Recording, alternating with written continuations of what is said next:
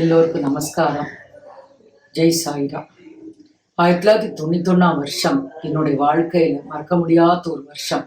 1991 வருஷம் டிசம்பர் மாதம் ஜெய் சாய்ராம் சாய்பாபா எங்காத்துக்கு எந்த உருவில் வந்தார் என்று நினைச்சோமானால் எனக்கு ரொம்ப உடம்பு சரியாயிடுத்து. 1991 டிசம்பரில் எனக்கு பெரிகார்டியல் இன்ஃபெக்ஷன் வந்து ரொம்ப கஷ்டப்பட்டேன்.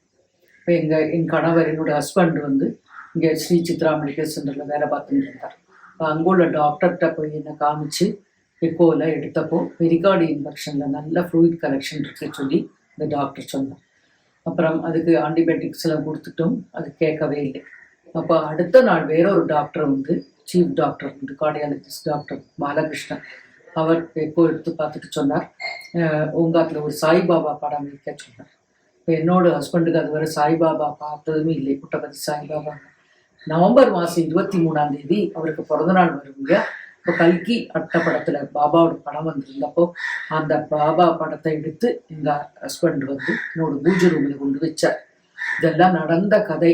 எனக்கு எப்படி சொல்றது தெரிய அவ்வளவு அனுபவம் பாபா என்கிட்ட வந்திருக்கார். சத்ய சாய் பாபா, புட்டபர்த்தி பாபா. புட்டபர்த்திக்கு நான் இதுவரை போனதே இல்லை. ஆனால் பாபாவே எங்களை பார்க்க வந்துட்டாராத்துக்கு. அப்படி 91 இந்த படம் வச்சோடனே எனக்கு உடம்பு சரியானதுனால எங்கள் அம்மாவை ஃபோனில் அழைச்சார் எங்கள் ஹஸ்பண்டு. எங்கள் பெரியப்பா ஃபோன் எடுத்துட்டு மங்களம் வந்து திருநெல்வேலியில் சாய் பஜன்ஸ்க்கு போயிருக்கான்னு சொன்னேன். அப்போ ரொம்ப அதிசயமாக இருந்தது. எங்கே வேணால் எங்கள் அம்மா போயிருந்துருக்கலாம். ஆனால் ஃபோன் பண்ணின வேலை எங்கள் அம்மா வந்து சாய் பஜன்ஸ்க்கு தான் போயிருக்கா பார்த்தேடா. அப்போ அம்மாவுக்கு தெரியாது எனக்கு உடம்பு சரியில்லைன்ட்டு தெரியாது. உடனே அம்மா என்ன செஞ்சா, ராத்திரி பஜனை முடிஞ்சு பிரசாதம் எடுத்துட்டு வீட்டுக்கு வந்திருக்கா. எங்க பெரியப்பா சொன்னார், திருவனந்தபுரத்துல இருந்து மாப்பிள்ளை ஃபோன் பண்ணினார், ஈதா உடம்பு சரியில்லை சொல்லிட்டு. உடனே அம்மா பாவம் விபூதி பேக் பண்ணிட்டு அடுத்த நாள் அம்மா வந்து திருவனந்தபுரத்து வந்த உடனே நேர எனக்கு வந்து பிரசாதத்தை விட்டு பூஜை ரூமுக்கு போனப்போ அம்மாவுக்கே ரொம்ப அதிசயமா இருந்தது. சாய்பாபா படம் பூஜை ரூமில் இருக்கு. எப்படி உங்காத்துல இதுவே சாய்பாபா படமே இல்லையே அப்படின்ட்டு அம்மா சொன்னான். இந்த மாதிரி எங்க ஆத்துக்காரர் சொன்னார், இந்த மாதிரி பூஜை ரூமில் வச்சிருக்கோம் டாக்டர் சொல்லி. திருப்பி என்னை கொண்டு டாக்டர்கிட்ட காமிச்சப்போ ரொம்ப அதிசயப்பட்டார் இந்த டாக்டரை. ஏன்னா இந்த ஃப்ளூயிட் கலெக்ஷன்ல எங்க போச்சு தெரியல. அந்த ஃப்ளூயிட் கலெக்ஷன் வந்து சட்டுன்னு ஹார்ட்டுக்கு போயிடுமா, ரொம்ப ஆபத்தான நிலைமையில நான் இருந்திருக்கேன். ஆனா பாபாவோட அருள்னால நான் பொழைச்சேன். இதெல்லாம் ஏன் சொல்றேன்னா, சமீபத்துல ஆனந்தா திரைப்படம், பாபாவை பற்றி உள்ள ஆனந்தா திரைப்படம் நான் பார்த்தப்போ என் வாழ்விலே நடந்தது நான் சொல்லணும்னு தான் இவ்வளவு சொல்றேன். அதுக்கப்புறம் அந்த ஜனவரி மாதம் தை பிறந்த உடனே நானும் அம்மாவும் எனக்கு கொஞ்சம் கொஞ்சமா ரிக்கவரி ஆச்சு. எங்க அம்மா வந்து எனக்கு சின்ன சின்ன பாட்டுகள்லாம் சொல்லித்தர ஆரம்பிச்சா.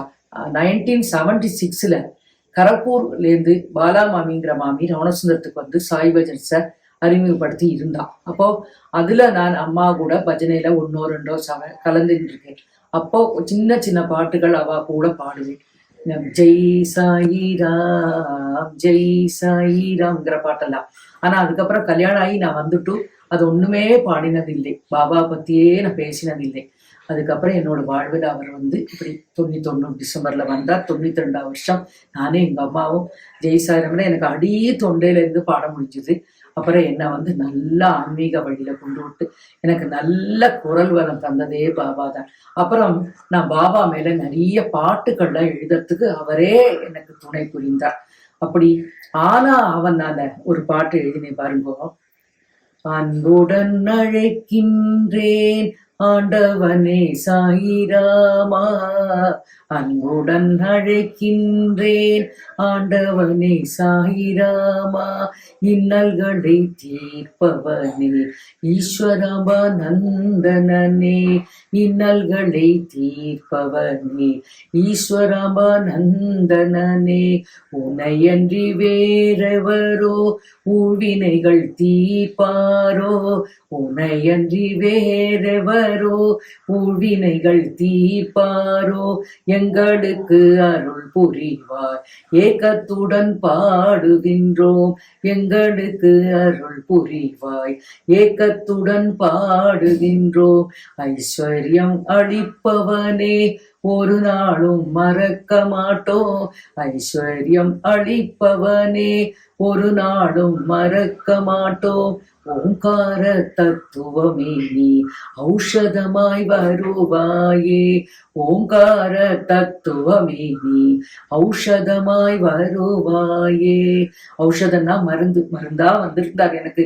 அவ்வளவு இந்த ஜனவரியில இப்படி நான் பாட்டு ஜனவரி பிப்ரவரியில எல்லாம் நான் பாபாவை பத்தி எப்போதும் பாடிட்டே இருப்பேன், இப்படி பேசிட்டே இருப்பேன். அம்மா எனக்கு கொஞ்சம் தேவையானோடனே, உடம்பு சரியில்லானோடனே அம்மா திருப்பி அவ ஊருக்கே போயிட்டா, எங்க அம்மா ரவணசுந்தரத்துக்கே போயிட்டா. அப்புறம் நான் இந்த பூஜை ரூம்ல ஒரு நாளைக்கு 10 தடவை உள்ள ஏறி பார்த்து பாபா பார்க்கணும், திருப்பி போனோம், பாபா பார்க்கணும், இப்படியே இருந்தேன் பார்த்துங்கோ. ஏப்ரல் 14 திடீர்னு விஷு இங்க கேரளால ரொம்ப நன்னா கொண்டாடுவா விஷு. இப்ப கனி காணணும்னு சொல்லிட்டு 13 ராத்திரியே, 14 விஷுனா 13 ராத்திரியே கனிக வகைகள், காய்கறி வகைகள் எல்லாம் சுவாமி மனக்க வச்சு பருப்பு எல்லாம் வைக்கிறதுக்கு அலங்காரம் எல்லாம் பண்ணி எல்லாம் பண்ணுவா. அதே மாதிரி எங்காத்துல நாங்கள் எல்லாம் பண்ணி பூஜை ரூம்ல எல்லாம் பண்ணிட்டு நாங்க ராத்திரி படுத்துருந்தாச்சு. அடுத்து நான் காலம்பரை விஷு அன்னைக்கு காலம்பரை எழுந்துக்கிறேன். என் கண்ணாயே என்னால நம்ப முடியல. அந்த பாபா படம் எங்க ஆத்துக்காரர் வச்சிருந்தார் சொன்னீங்க.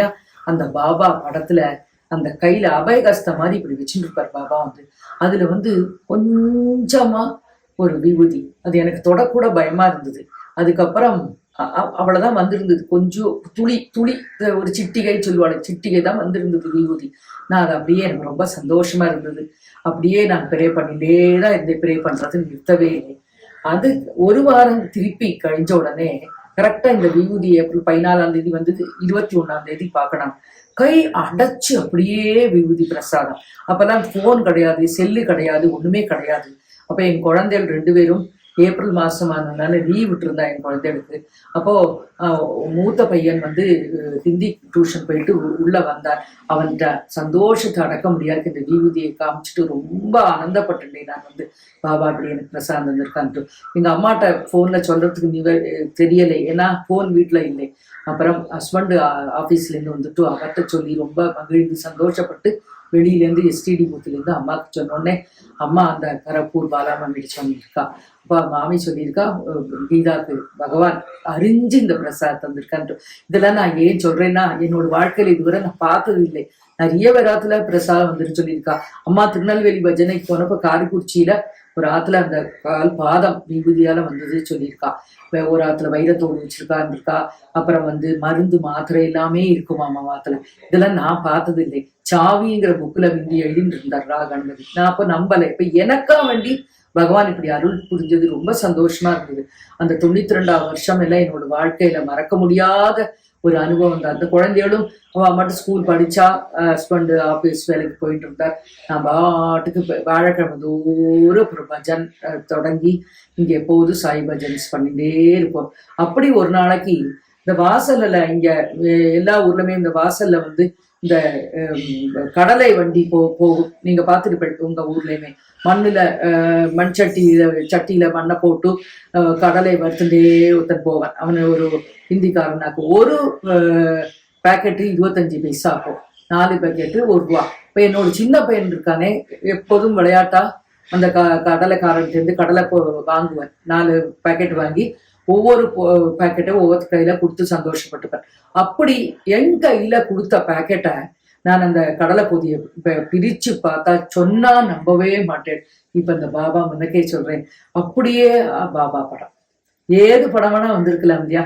அந்த பேப்பர்ல கடலை, இந்த ஊர்ல மலையாளத்துல கப்பலண்டின்பா, அது பொதிஞ்ச பேப்பர், அது பேக் பண்ணின பேப்பர் பாபா படமா இருந்தது. இதெல்லாம் சொல்லும்போதே எனக்கு இப்படி நம்ம வாழ்க்கையில் நடந்தது நம்ம முடின்று நினைச்சுக்கிறேன். எனக்கு ரொம்ப சந்தோஷமா இருந்தது.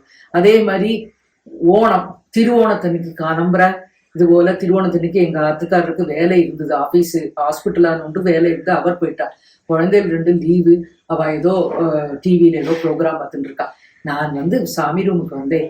என் கண்ணால நம்ப முடியலை. பாபா நான் ஓணத்துக்கு பார்க்க முடியலையே சொல்லிட்டு இருக்கேன். அப்படியே 2 கன்னத்துல அடைச்சு பிரசாதம் இருந்தார் பாபா. ஒவ்வொரு பிரசாதமும் ஒவ்வொரு நேரத்துல இருக்கும். சில சமயம் வெளுப்புனா வெள்ளை கலர்ல இருக்கும் விபூதி, சில சமயம் சாம்பல் கலர்ல இருக்கும். இதெல்லாம் எனக்கு இப்பவே சொல்றதா அதெல்லாம் கண்முன்னால வர்றது. எப்படி பகவான் எனக்கு அருள் புரிஞ்சாருன்னு எனக்கு தெரியல. அவ்வளவு பிரசாதம் அதுல எல்லாரும் எடுத்துன்னு போவா. ஒரு நாளைக்கு இது போலதான் டாக்டரும் ஒய்ஃபும் பார்க்கணுங்கிறத என்னோட ஹஸ்பண்ட் இந்த ட்ரேல பாபா படத்தை வச்சிருந்தோம். ட்ரேல எப்பவுமே பிரசாதம் வருந்துக்கிட்டோம்.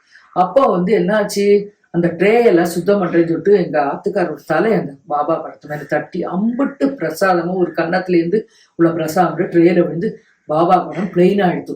எனக்கு ஒரே உணர்ச்சிகரமாயி நான் ரொம்ப அவஸ்தையாகி நேர பேக்கில் வீட்டோட கொல்லப்புறத்துல எங்காத்த வேலைக்காரி வேலை செஞ்சுட்டு இருந்தா. அவள்கிட்ட போய் அவளோட கை அப்படியே ஆவேசமா உலுக்கி அம்பிட்டு பிரசாதம் எடுத்து ரொம்ப அழுதேன். அப்புறம் திருப்பி நான் சொன்னா நீங்க நம்ப மாட்டேன், கொல்லப்புறத்துலேருந்து திருப்பி நான் பூஜை ரூமுக்கு வந்தப்போ அப்பா ஒரு கணத்துல விபூதி போயிருந்தது, மறு கணத்துல அப்படியே விபூதி பிரசாதம். இது இப்ப சொல்லும்போதே எனக்கு கண்ணு கலங்கி எனக்கு பேச வார்த்தைகள் இல்லை. அவ்வளவு பிரசாதம் தந்திருந்தார், அவ்வளவு அருள் பண்ணு. அப்புறம் என்ன அறியாதைக்கு நான் ஜெய்சாயிரம் பாடிட்டே இருந்து நான் பாட்டுக்கு என்ன அறியாத பூஜை பண்ணி பஜனை பண்ணி தீவானை காட்டிட்டு அப்புறம் தான் பேக்கில் பாக்குறேன் அந்த டாக்டர் ஒய்ஃபு எல்லாரும் நிக்கிறா. எனக்கு அப்படியே என்ன செய்யணும்னே தெரியல. அவ்வளவு ஒரு சந்தோஷமான நினைவுகள் இதெல்லாம் நான் ஏன் சொல்றேன்னா, எனக்கு என்னோட வாழ்வில இந்த பாபா வந்தது இத திரைப்படமா சினிமாவா எடுத்திருந்தா அப்ப நான் என்னோட விஷயத்தை இது போல பகிர்ந்துட்டு இருக்கேன். இது போல நிறைய சகோதரிகளத்துல வந்திருக்கலாம். ரொம்ப சந்தோஷம். இவர் ஒரு மகான், நமக்கு நல்ல வழிகாட்டியா ஆன்மீக பாதையில என்னை கொண்டு விட்டுட்டார். இப்போ 30 வயசு தான் எனக்கு ஆயிருந்தது 91ல. அவர் அப்ப என்ன ஆன்மீக பாதையில கொண்டு விட்டதுக்கு அப்புறம் நான் எல்லா ஸ்லோகங்கள் பாட்டுகள் எல்லாம் படிச்சு வாழ்க்கையை கொஞ்சம் கூட நல்ல முன்னேறி குழந்தைகள் நல்ல வண்ணம் படிச்சா நல்ல எல்லா செல்வ செழிப்பும் வந்தது. இந்த பாபாவோட அருள் இல்லாட்டா இது உண்மையே நடந்திருக்கா. அவர் தான் எனக்கு ஆன்மீக குரு. அப்படி எல்லாம் என்னோட வாழ்க்கையில் நடந்ததை நான் பகிர்ந்துட்டேன். இதெல்லாம் நடந்திருக்குமா நீங்க நினைக்கலாம். அதனால பார்த்ததுனால எனக்கு அவ்வளவு தூரம் ஒரு இது உணர்ச்சி. அதுக்கப்புறம் வந்துட்டேதான் இருந்தது பிரசாதம். குரு பூர்ணிமா வந்தது. குரு பூர்ணிமாக்கு டாக்டர் ஒரு ஒய்ஃப் எனக்கு ஒரு படம் பிரசன்ட் பண்ணியிருந்தா. அதை எங்க ஆத்துக்காரர் போய் ஃப்ரேம் பண்ணிட்டு வந்தார். ஃப்ரேம் பண்ணிட்டு மாட்டி ஒரு 1/2 மணிக்கூர் கழிஞ்சு அந்த படத்துலயும் பிரசாதம். இதெல்லாம் சொல்லும்போ உங்களுக்கு இவா சும்மா சொல்றான்னு நினைச்சுப்பா, இல்லை, கரெக்டா இதெல்லாம் நடந்தது. இதெல்லாம் என்னோட வாழ்க்கையில் நடந்ததுனால நான் இதெல்லாம் பேசுறது கூட எனக்கு அந்த 91ஆம் வருஷம் 92ஆம் வருஷத்துக்கு என்னோட நினைவுகள் போனது. நான் ஒண்ணுமே எழுதி வச்சுட்டு பேசலை, எல்லாம் என்னோட மனசுல இருந்து வந்தது. பாபா இப்போ சமாதி ஆயிட்டார், இதெல்லாம் கேட்டுட்டுதான் இருக்காரு அவர் மேல இருந்து. நான் சொல்லுவேன், 2 காது மூடி உங்களோட காது கேட்கறதா நான் பேசுறது. அவர் எல்லாம் சிரிச்சுண்டு கேட்டுன்னு இருக்காரு. எல்லாம் எனக்கு அவரோட அனுபவத்தை பகிர்ந்ததுல ரொம்ப சந்தோஷம். இப்போவும் அதுக்கப்புறம் எங்களோட ஒரு ரிக்வஸ்ட், ஒரு காரணத்தினால நான் பாபாட்ட பிரசாதம் போரும் பாபா ஒரு சில காரணங்கள், அதை நான் சொல்ல விரும்பலை. ஒரு சில காரணங்களால நான் பாபாட்ட ரிக்வஸ்ட் பண்ணி தான் அப்புறம் அந்த பிரசாதம் வரதில்லை. கரெக்டா ஒரு வருஷத்துக்கு ஏப்ரல் 92 ஏப்ரல்ல இருந்து 92 நவம்பர் வரை வந்தது அவரோட பர்த்டே. பின்னையும் வந்திருக்கும், பின்னையும் தந்துட்டே தான் இருந்திருப்பார். ஆனா நான் ஒரு ரிக்வஸ்ட் பாபாட்ட சொல்றதுனால அதுக்கப்புறம் அந்த பிரசாதம் வரது நின்றுடுத்து. இப்ப எங்க அதுல பிரசாதம் வரலை. ஆனா இப்ப கழிஞ்ச வருஷம் நவம்பர் 23ஆம் தேதி அவரோட பர்த்டே போது நாங்கள் எல்லாரும் பாடினோம். பகவானோட அருள் எல்லாருக்கும் கிடைக்கணும். இப்படி ஒரு மகான் பூமியில இருந்தார்னு எல்லாருக்கும் உணர்த்தது. இப்போ அவரோட 100வது பர்த்டே ரொம்ப விமர்சையா கொண்டாடினா. அப்போவும் என் நினைவுகள் எல்லாம் புட்டபதி சாய்பாபாட்ட போயிட்டு திரும்பி வந்தது. நினைவுகள் எல்லாம் இன்னமும் நம்ம மனசுல நீங்காதான் இருக்கார். அவர் நிறைய என்ன நல்ல செய்தின்னு இருக்கார். மகான் ஆயிட்டாலும் சமாதி ஆயிட்டாலும் எல்லாருக்கும் திரும்பவும் சொல்றேன், இந்த மாதிரி ஒரு மகான் பத்தி பேசினது எனக்கு ரொம்ப பெருமையா சந்தோஷமா இருக்கு. நன்றி, நமஸ்காரம். பரமம் பவித்ரம் பாபா விபூதி, பரமம் விசித்ரம் லீலா விபூதி, பரமார்த்த இஷ்டார்த்த மோட்ச பிரதானம் பாபா விபூதி ஹிதமாஸ்ரயாமே. ஓம் ஓம் ஓம். லோகா சமஸ்தா சுகினோ பவந்து, லோகா சமஸ்தா சுகினோ பவந்து, லோகா சமஸ்தா சுகினோ பவந்து. ஜெய் ஸ்ரீ சாய்ராம் சத்ய சாய் பாபா கி ஜெய்.